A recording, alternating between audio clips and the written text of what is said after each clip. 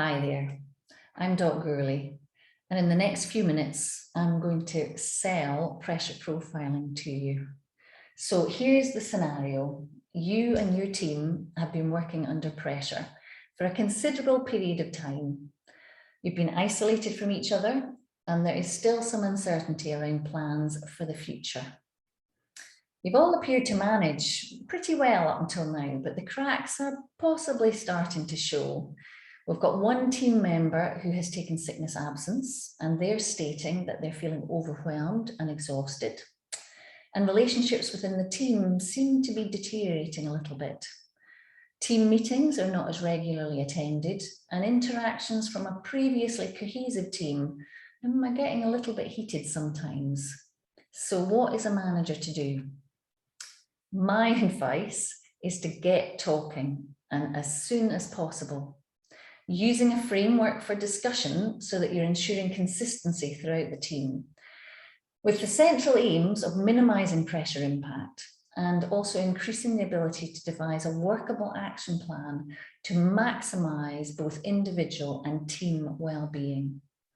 So welcome to pressure profiling, which uses the HSE's Management Standards within stress. It's a standardised framework which acknowledges the 6 main areas in the workplace which have the greatest potential to impact negatively on mental health and well-being. So these are the categories of demands, control, support, relationships, role, and also change. Pressure profiling allows managers to reactively support individuals who are obviously struggling. So we're using an open framework to explore and discuss their main pressure impacts, where at no point is the word stress used. Because like it or not, the word stress does have a live stigma surrounding it. And the ability to explore a variety of work pressures in a supportive way can absolutely desensitise a potentially difficult and emotionally charged situation. Pressure profiling has at its heart the ability to enable a best outcome for individual health and well-being.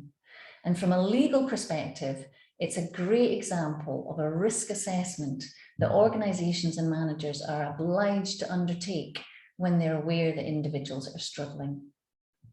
It also allows for whole team discussions, with individuals initially identifying the main pressures for anyone in their job role, and then discussing these main pressures with other team members.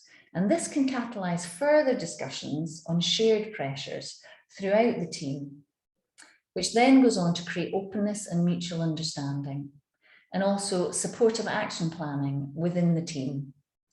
And if team members take ownership of this process, it can have a far-reaching impact on perceptions of control and ultimately team cohesion.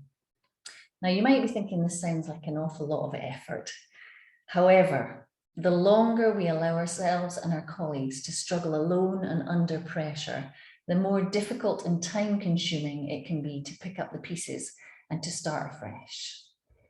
So if we have proactivity on our side, for example, when we know there's a new change ahead, when we know a new team is being formed, or when we're aware a new manager is coming on board, using pressure profiling as an exploratory tool at these pivotal points can make dealing with any future pinch points much, much easier.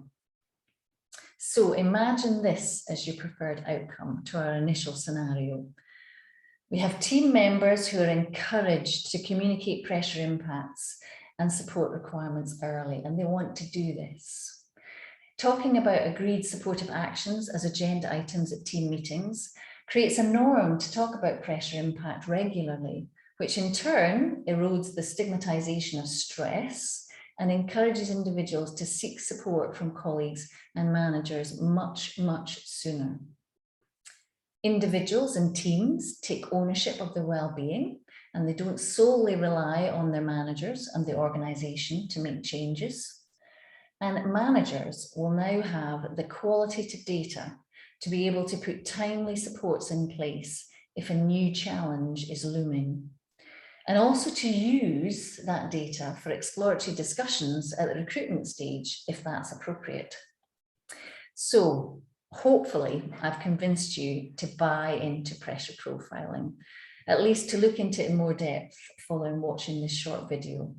But don't wait too long, however, as time spent using this framework now is definitely time well spent.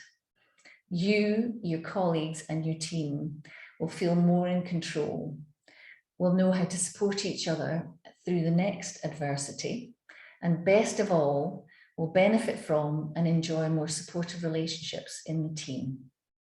Many thanks for listening.